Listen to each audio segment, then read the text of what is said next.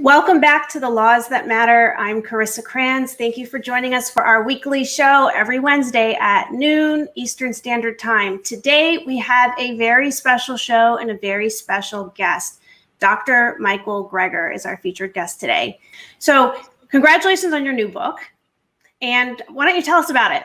The bulk of my book actually centers around tracing the origins of the COVID coronavirus and what we can do to prevent even greater infectious disease threats in the future. So what is your case for veganism? I'm a lawyer. I care about evidence. What is your best case?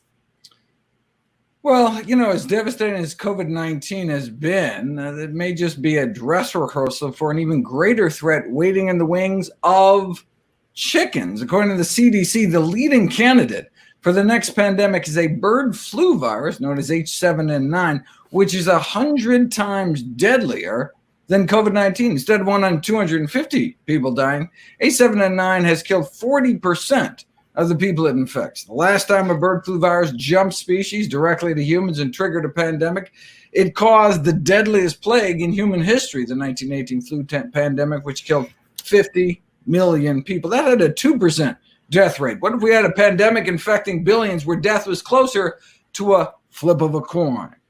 But the good news is that we have something we can do about it. Just as eliminating the exotic animal trade and live animal markets may go a long way towards preventing the next coronavirus pandemic, reforming the way we raise domestic animals for food may help forestall the next killer flu. That's because when we overcrowd thousands of animals in these cramped, filthy football field-sized sheds to like beak to beak or snout to snout atop their own waste, it's just a breeding ground for disease. The sheer number of animals, the overcrowding, the stress crippling their immune systems, the ammonia from the decomposing waste burning their lungs, a lack of fresh air, a lack of sunlight. Put all these factors together, and what you have is really a perfect storm environment for the emergence and spread of these so-called super strains of influenza. That's why the American Public Health Association, the largest association and oldest association of public health professionals in the world, has called for a moratorium on factory farming. The bottom line is that it's not worth risking the lives of millions of people for the sake of cheaper chicken.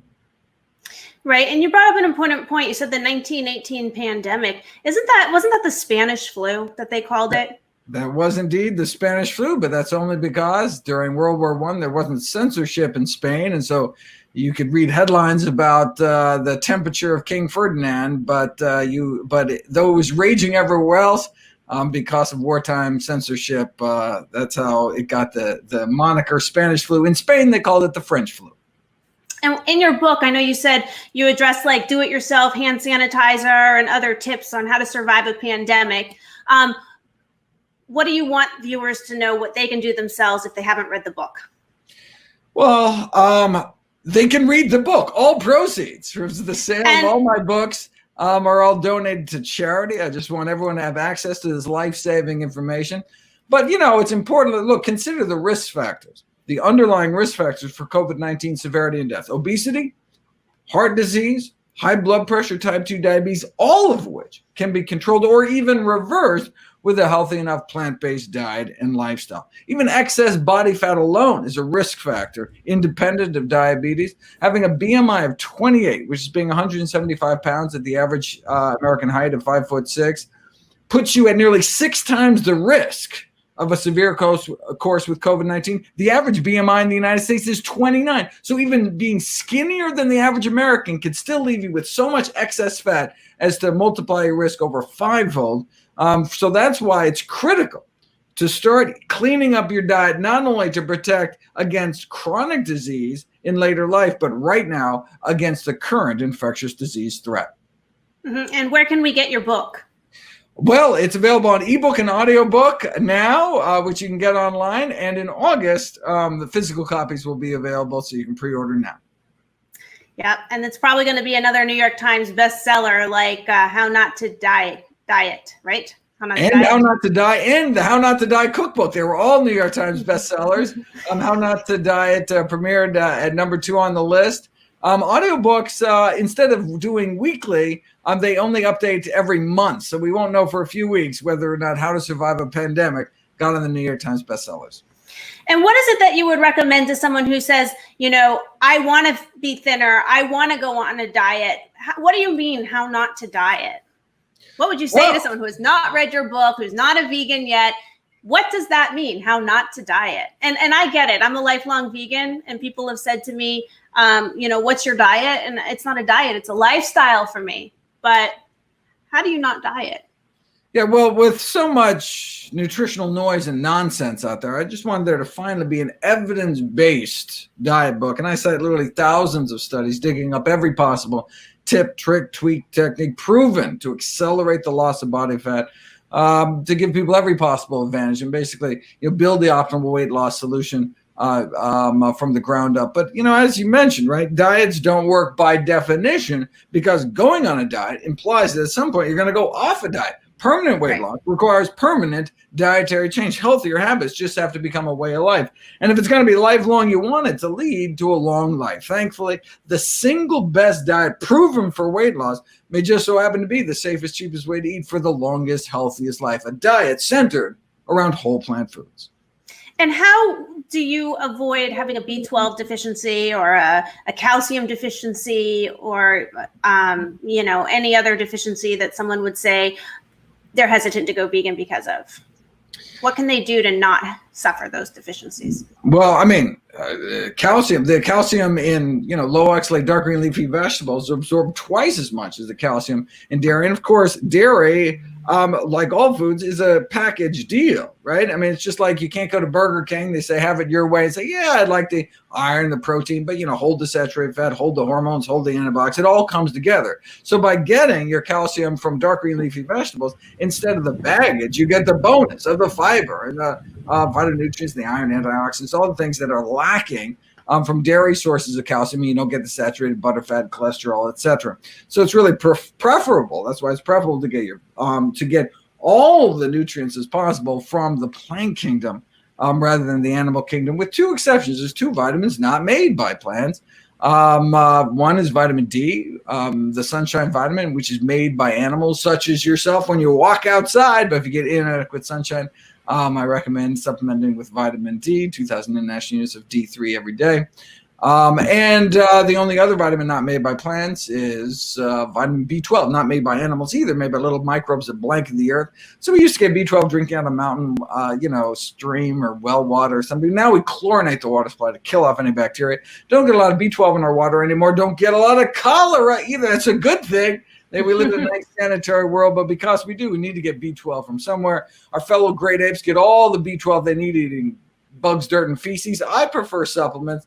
So 2,000 micrograms of what's called cyanocobalamin, which is the cheapest, most shelf-stable form of B12 once a week. All the B12 you need costs less than $5 a year, but critically important for anyone eating a healthy diet. Right. No, I thank you so much. And I know you have to go. So if anyone wants your book, they can get it online and then look for a physical copy in August. And I hope to bring you back soon when we don't have technical difficulties. I'm so sorry. No problem. I hope your computer feels better soon. And I need a new one, unfortunately. But thank you. Thanks, Dr. Greger. Both you and Dr. Greger brought this up, that your best source of calcium or protein or vitamin is from the source directly. It's not from the animal that ate the source.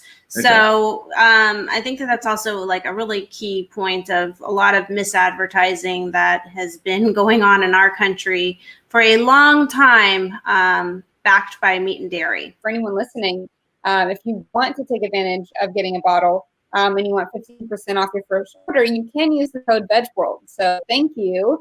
For setting that up with us, James. I'm happy to share that too, because I know our readers have been really thankful for that. If you go onto our social media, we've been promoting that too, but definitely a good deal there. So and I haven't started taking it. I have a bottle, and to be honest, I don't take vitamins. I probably should, but I've survived my whole life on a vegan diet without vitamins. My mom's always on my case saying, you should just have that extra boost. So I hate swallowing pills, but I'm happy to see that this is, these are like the gel caps without gelatin.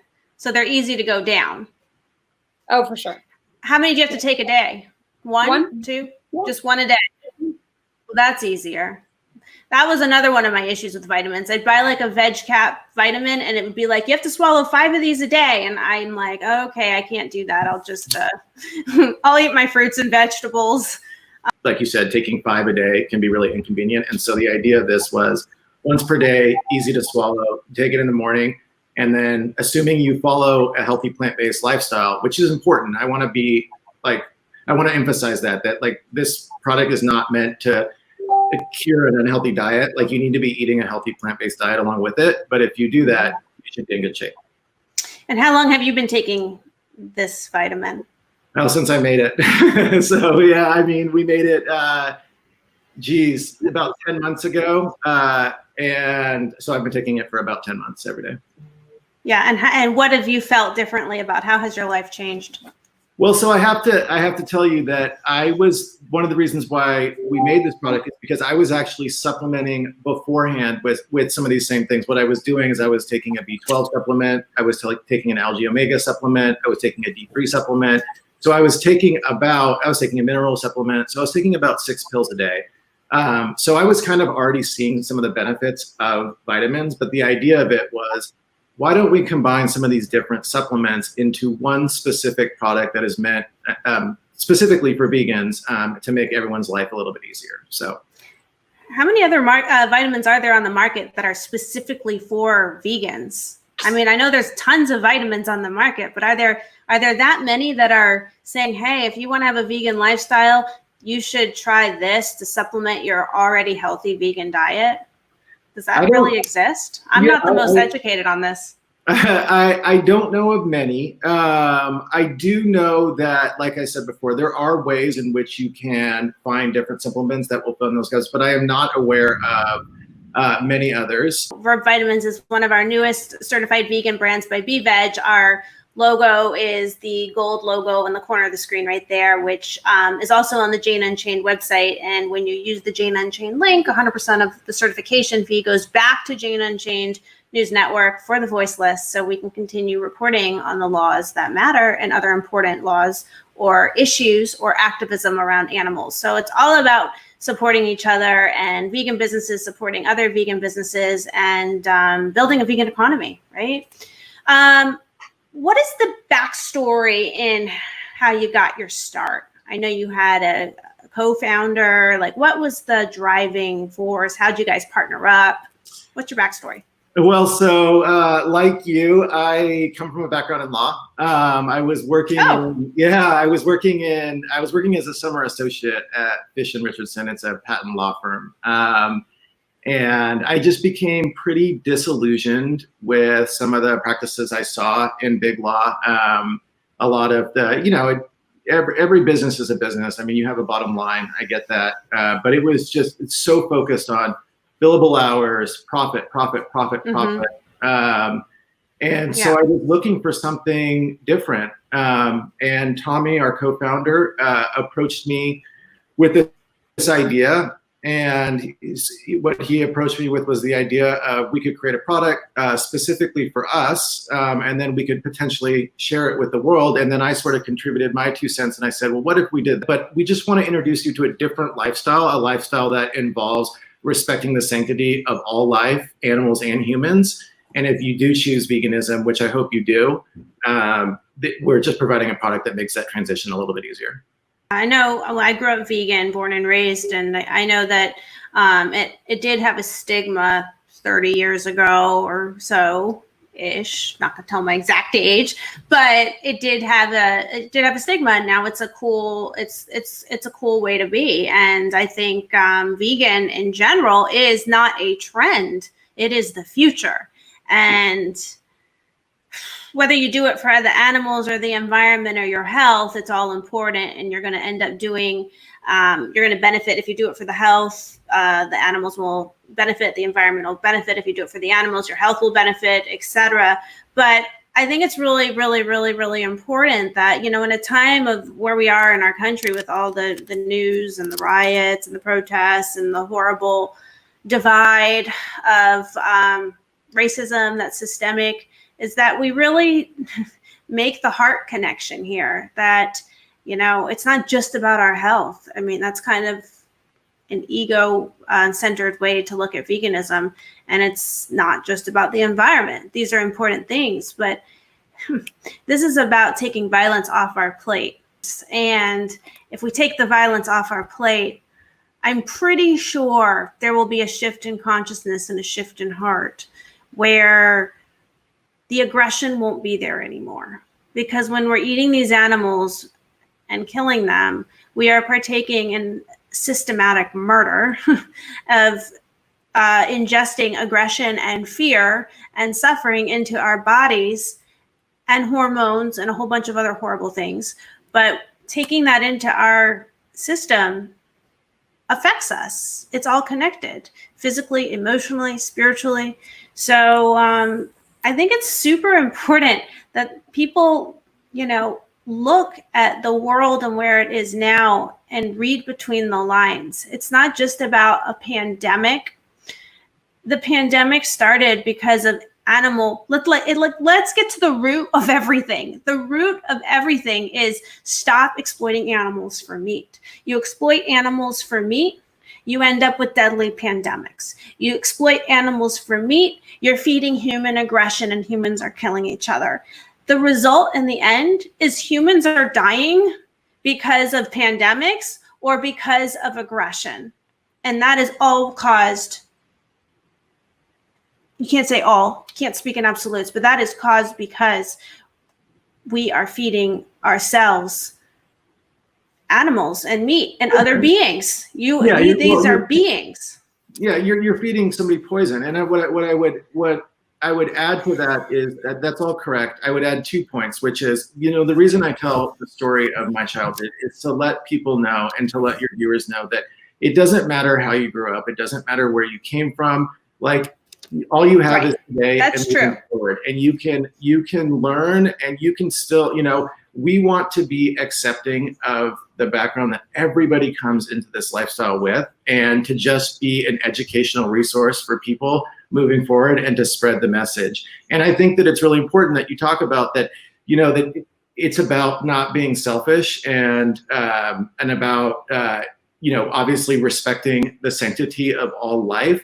But at the same time, too, you can also appeal to somebody's selfish nature by saying, and we should engage in a lifestyle that is going to make you look and feel better. I mean, and that's sort of, yeah. And we should do that, because in the end, that will still create a shift in consciousness for them. They may not be doing it for that reason, but as soon as they stop consuming the fear, the suffering, the poison, the hormones, the diseases, the karmic consequences, as soon as they stop eating that and ingesting it, they're going to change spiritually. They're going to change emotionally. They're going to feel different, and they're going to approach life with a kinder perspective. You start to go on rescue missions for insects because you realize that a spider or an ant in the house, also has life, and maybe they need to be rescued and taken outside. You change when you stop eating it. You do. And that is, again, the reason why I share my story with your viewers is I was really able to better my own life in a very spiritual perspective by aligning my thinking and my values with my diet. We had some technical difficulties at the beginning of the show, and then we lost Dr. Greger for part of the show. So I appreciate you being able to stay with me for the hour and have the conversation. But first and foremost, yes, Black Lives Matter, 100%. I never want to attribute that, animals are better or, anything. Right. I do believe in equality. But, that being said, 100% Black Lives Matter. This is the time we need to focus on that. I do 100% believe that we all should go vegan, because we will have a better life. We will have a better benefit. We will feel better, more compassionate. Because you're right. Yes, of course, these animals are going through terrible conditions in their factory farms, literally just enslaved in their cages. And then we're eating their fear. We're eating their turmoil. No wonder, people are feeling that too, because it's not fuel. It's not fuel. It's killing us. It's fear. It's not fuel. It's fear. It's suffering. Yeah. And so that's part of the discussion. You know, I don't think, again, one is better than the other. That's why, you know, I encourage people to go look at our current coverage on Monday. This is a problem that's been going on. I'm talking about racism. Has been a problem that's going on far too long. Well, it's a problem when people see themselves as better or different. People need to understand that at a soul level, we're all one and the same. We all ascend to the same place. But on a physical level, our diversity is what makes us interesting. It allows for an expanse of education, an expanse of experience. It allows for a broader perspective. And without having an expanse and an ability to grow, you can't co-create. And you can't have a life of co-creation unless you start accepting that there are people here who are supposed to be different, because that is going to add to you. So the bottom line, though, is so long as there are slaughterhouses, there will be battlefields. And so long as we are systemically training ourselves that we are different on a core level, which we're not, differences should be appreciated. So long as we are teaching that, we're teaching racism, and we're teaching that violence is okay by putting it on our plate. That's a great point. You know, you're right. So, you know, I think where everyone's out there rioting and protesting right now, and everyone feels like they're at a loss about how do we address the root cause? How do we fix the root cause? I don't know how to fix the root cause, except for there needs to be a shift of heart. There needs to be some more yoga. There needs to be meditation. And I think that it needs to be a vegan diet. Right. There's a lot of ways. Yes. And I truly believe that it does take most of us to look in the mirror and just ask ourselves, you know, where's my compassion in all this? You know, we're all born compassionate. We're all compassionate beings. But it's somehow lost along the way. But I think it might be the cause of what we eat. I mean, kind of like Gregor was saying, you are what you eat, and we can't eat fear. We can't eat, you know, turmoil. Yeah, and I think it's a perfect intersection of last week's show, which you were part of, and that with Dr. Tuttle, and then this week's show, because Dr. Tuttle also was saying you are what you eat. And that's why his book is The World Peace Diet. It's we become what we eat. We become kinder, more compassionate people. And Dr. Gregor's saying the same thing. You are what you eat. But he's saying you will become healthier. Both of them have addressed the law of unintended consequences from eating meat. And I think that's important. We have run out of time. James, do you want to hold up the bottle? I have it in the other room because I switched spots with that. Yes. So Verb vitamins, you can buy it where? You can buy it at verbvitamins.com right now. If you use the code VEGWORLD, VEGWORLD, you can get 15% off. We're doing that at cost to us, meaning we don't make any money when you use that code. And that's because right now, with everything that's going on with COVID and the pandemic, we want as many people as possible to be able to get some simple nutrition. It includes vitamin C and zinc, two really important nutrients for your immune system. So make sure you use the code VEGWORLD on verbvitamins.com. Take advantage of the 15% off. We offer, you can buy it one time, or we have a subscription option, which is really easy and allows you to have deliveries every month. And the only other thing I would add is like Courtney said, make sure that whatever vitamin you decide to go with, and this is really important, whether it's us or whether it's someone else, these are not, just like veganism, it is not a short-term fix. I love what you said about it being a lifestyle. Like, it is about a lifestyle. And so no matter which product you go with, it's really important that you're taking it every day and you're taking the long view for it. If you're looking for an immediate benefit in a couple of days, this is not the product for you. If you're looking to change your life and to live a more healthy lifestyle and have a complete nutritional foundation, then this is a good solution for you. And nothing worth anything happens overnight. So I'm gonna have to try the vitamins that came in the mail yesterday. I'll take my first one today because I need to start taking vitamins. I'm really bad. It's like flossing your teeth. Like, oh, I'm gonna get to that later. But yeah, so you can order them offline. Say use Veg World, you'll get 15% off. And next week, we'll be here at noon for the Laws That Matter. And next week, we'll be discussing vegan fashion. And we will be bringing on Material Innovation Initiative, which is a very interesting organization and nonprofit that is helping suppliers of fabrics meet entrepreneurs and big fashion companies to change their practices in the industry. So I look forward to seeing you all next week, and thank you so much for joining us. And I apologize for the technical difficulties at the beginning of the broadcast.